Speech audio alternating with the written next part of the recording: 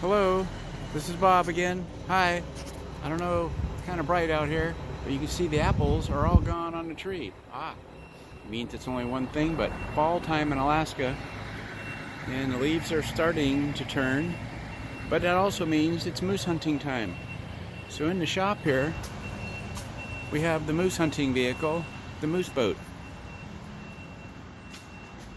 It's a 24-foot Sea Ark. It's got a tandem axle trailer with electric brakes. It's like I said, 24 feet long. It's got 115 horsepower Yamaha 4-stroke with a prop, because we go into Yukon, so we don't use a jet there. I have a rack up on top. I carry a ladder, a pretty big ladder for putting up the hanging station to keep it out of bear's way.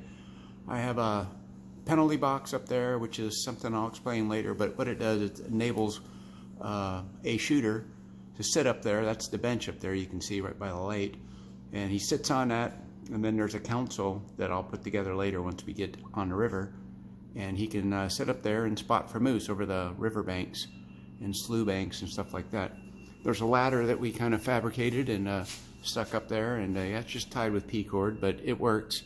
And you know, you can get up there silently and no problems.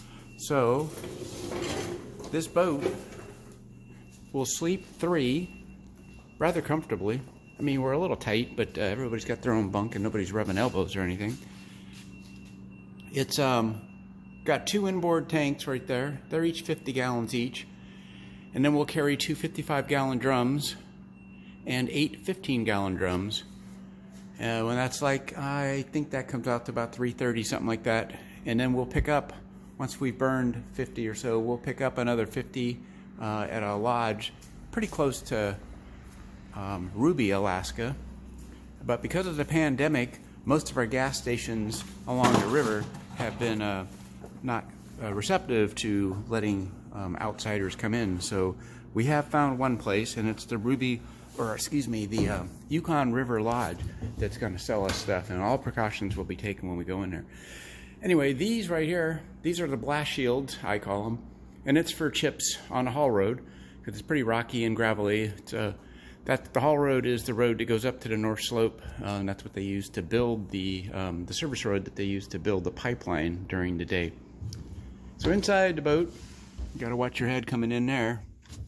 We got 2 boxes, one on port and one on starboard, and it's empty right now. I emptied it out to show you in there. I put the moose inside these boxes, and it's got the little wooden things to keep it just about an inch off the bottom. But when the water temperature is in the high 40s, the boat will act as a refrigerator, and we keep the meat in here, and it does pretty darn good. And then, of course, I'm lowering it now. We will end up sleeping on these. And so one person sleeps here, another person, me, sleeps right there. And then these seats turn upside down, and then there's a board I put in from right there to right there, and that's where another person sleeps. So you got plenty of room. You got your nav station. We've got a fathometer, of course, with temperature, and my GPS. I keep tracks on the Yukon because we're going just a little over 500 miles each way, and it's beneficial to have your tracks on there because the river's always changing course, and you know, it ebbs and flows here and there, so you got to watch out for sandbars.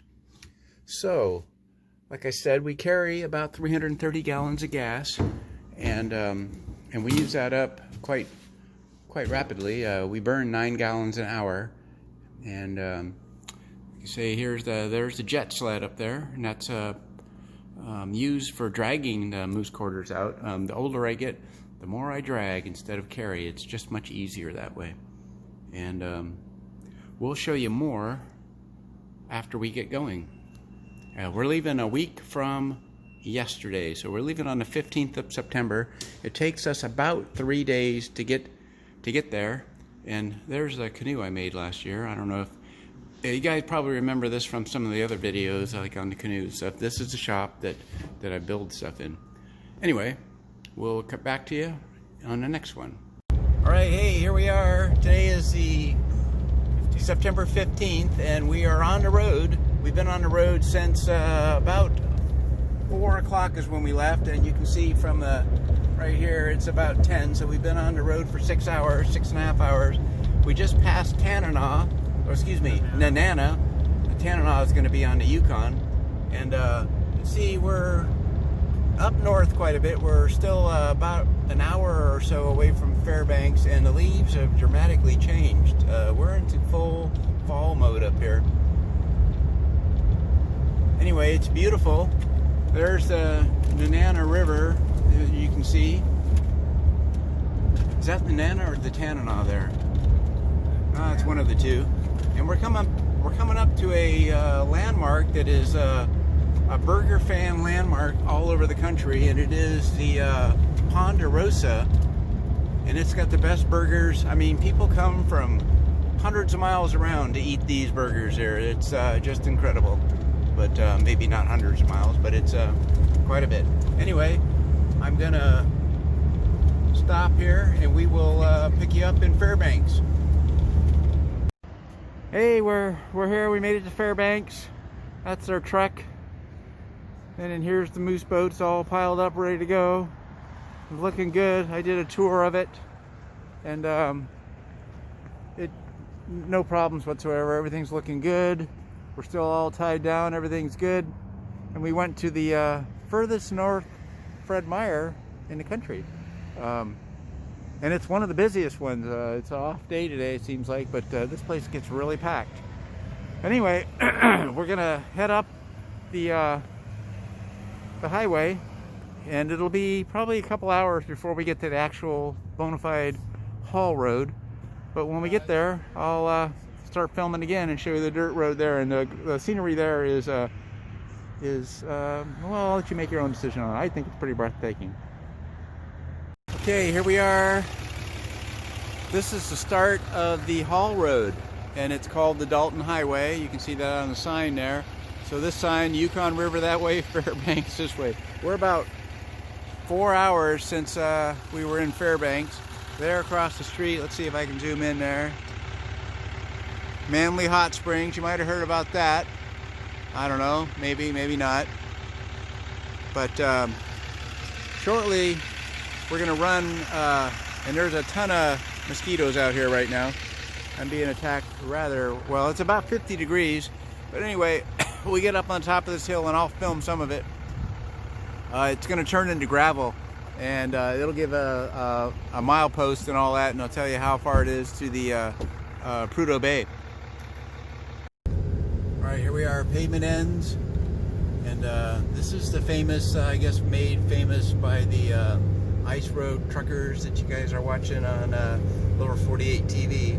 So this is the road that they're pretty much on. And I believe we got about 400 miles, 380, something like that, maybe a little bit more, closer to 500 miles till you get to Prudhoe Bay. So it's a long haul.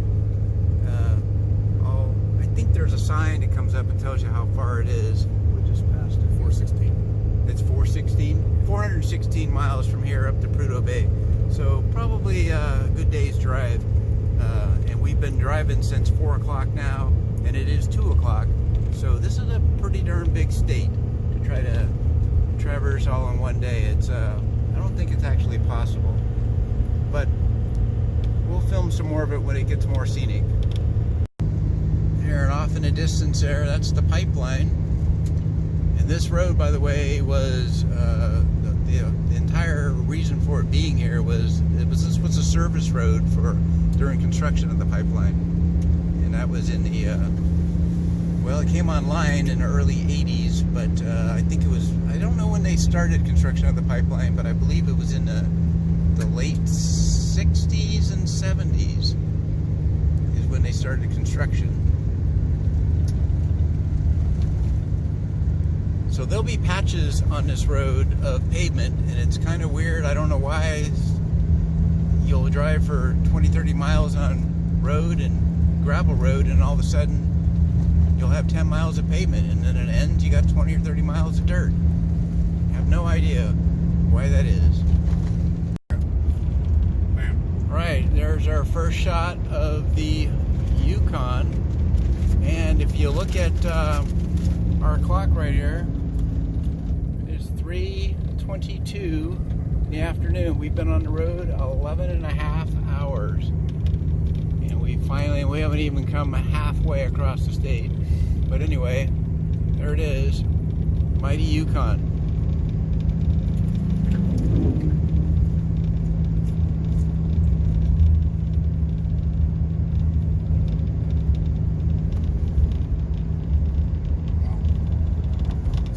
Filming a little bit more so you oh yeah, there you go. We go across the bridge.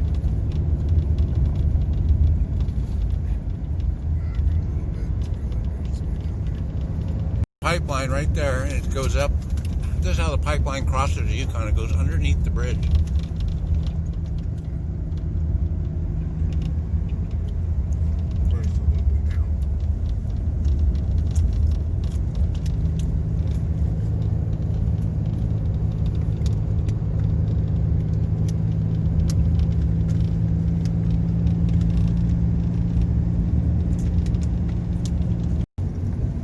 Here we go now.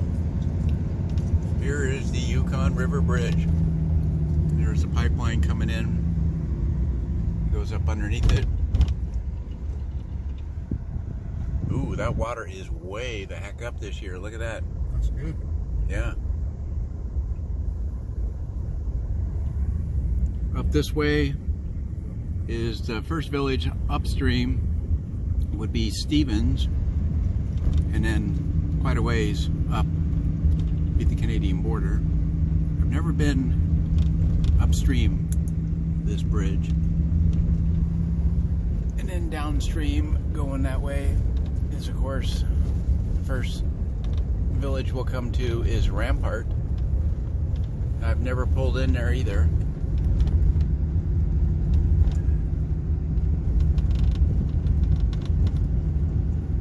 Wow, not much room at all to drive. Ooh. Yeah, we're gonna have to figure this out. But anyway, this is the Hall Road crossing, and various businesses run this shop right here, and it's a Adco trailer. And it looks like it's open. Yes, the open signs there. All right, here we are. And we're transferring the fuel barrels. That's our able-bodied crew. Yep. And they'll put one of those 55-gallon barrels on the port side and one on the starboard side. And then they'll muscle us off. That's what we brought Devin for. He's the cow ape. Making it happen. And I'll tell you the story of the cow apes for all of, well, most of you guys know what that is probably. The Proctor Valley cow apes. Anyway, there's one in flesh right there. So this is the launch ramp. I wasn't able to show you because I was driving, bringing it down, but the launch ramp right here, it's free. And it's, this is the gateway right here to the Yukon. All right, hey, we're on our way. We're on the Yukon. We've been going now for about almost 40 minutes now, and what we're seeing, that's how we look. There's my my track I'm following, bathymeter, RPMs, so yada yada. So this trip is characterized pretty much of days of extreme boredom followed by moments of sheer panic when we hit bottom or whatever like that, you know. So we're all loaded up. There's Kevin, you saw him on the subsistence fishing. That's the son-in-law, Devin. That's our muscle man. And then me, Captain Bob. There we go. Yeah, we'll cut down on the profanity here. Here we are. We're today's September 16th. We're 2 days on the river. It is 12:04 in the afternoon, and we've entered a place called the Palisades. And this is, I don't know the total history of it, but it is pretty famously known on the Yukon for having a mastodon, or the old bison, or what, the mammoth tusk. And the woolly mammoths.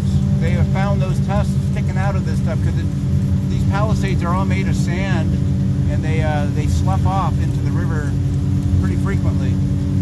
And we've actually seen one of the tusks sticking out one year. A couple of years ago we saw it. And Kevin here is telling me it's illegal to take them. In the state of Alaska, all subsurface, like oil, minerals, all that, they all belong to the state. It's not, every state has different laws. And so it's kind of weird. And we're in pretty deep water, but there's a couple of boats up ahead. I don't know if you can see those where I'm looking at right now.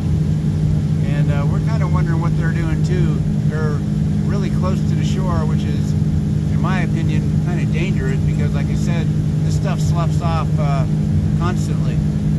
So we'll get by them and we'll see what's going on. There might be a tusk or two sticking out there that maybe that's what they're glued to. All right, so we developed a kind of a knock in the motor. It was losing, we didn't know what was going on. So we pulled over and we saw that the oil was a little bit low. Actually, it was about a quart low. We filled that up and turned it on, and it was still, it was still knocking. And we took the cowling back off and turned the motor on, and we found out that right here, there was it was spewing gas out, spraying. So we shortened the hose by about 3/4 of an inch, and we just have barely enough on there. I don't have any, well, we have extra fuel line if we need to, but hopefully that worked. And we turned it back on. We had no leak, no oil sheen in the water or gasoline, and seems to have abated. Now we're going to start the motor up and we're going to take her out and hopefully end the story.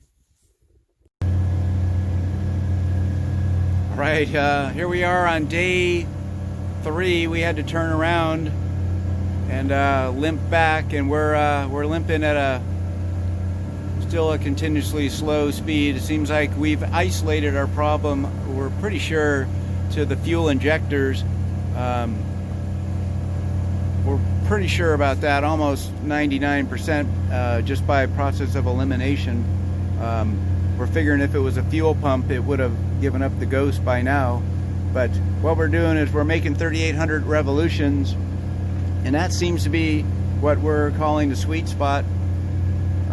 We don't seem to be having any engine hiccups at that speed, but once we get up to 39 or 4,000 RPMs, we start missing, and we're figuring that's the injectors being, or at least one of them being clogged, and it's we're trying to alleviate that, and we're just keeping it going slow, which means that we're averaging probably around 5.9 miles per hour, which means we're on our trip down, we were going 30 miles an hour, 31, 32 in some cases. It's abundantly slow. So we're making the best of it. Our spirits are good, and we're trying to limp in. We've got about 17 miles now as the crow flies to get to Tanana, and it's a rather big village, and it's a hub out here. So we're hoping that we can find a mechanic out there who, well, and this is also based on, we've got a pretty popular motor, a Yamaha 4-stroke. The 115 is a pretty popular river motor, so there could be some injectors there. I don't know if anything's going to save the trip as far as moose goes, but we're just trying to get back to town and without having to abandon ship. So anyway, that's kind of it for now. So Trace, this one's for you. This probably won't go on the little YouTube one, but the cookies. This is Devin, and remember, it's only 4:30. We're gonna eat dinner about 8 tonight, and these guys have already had. Devin had 2 burritos already, and Kevin, how many did you have? Just one. Just uno. But there the cookies. They're heating them up on the microwave. Cookies are delicious, Tracy. Cookies are delicious. Okay, Devin, pop one in. We're going to film this here. Oh, they're okay. I got to replace it then because I don't know if this one's done. Oh, yeah, I would think so. I mean, that goes without saying, huh? Yeah. Is that Travian or what? Oh, yeah. That's some good stuff. I'd probably leave it on for another minute or two. I like them really chewy. Okay. Oh, yeah. Thanks, Trace. All right, we're on day 4 on the river. There's Devin, part of the crew, and Kevin, he's at the helm. The motor's still, well, we're limping along. We're making about 6.5 miles an hour, and that's about all we can do. Seems to be we've isolated now. There's a high pressure pump and a low pressure pump. They're both internal, and we get up over about 3,800 RPM and we start losing power. So we're just gonna have to do this. It's a long haul, comparatively speaking, from the 30 plus miles an hour we were going before. But anyway, look at this. There is a raft that we've encountered, and it's floating the Yukon. So they're going a lot slower than we are. You see all kinds of stuff on the river. We haven't seen a lot of traffic this year. I'm sure that's due to the COVID. But anyway, I thought we'd get a little close to this and see what was going on with these guys. We're not gonna stop and talk to them, and that's because of the COVID. We're just gonna, you know, film them and just think what an epic trip that would be, huh? Floating the Yukon. Yeah, these ones.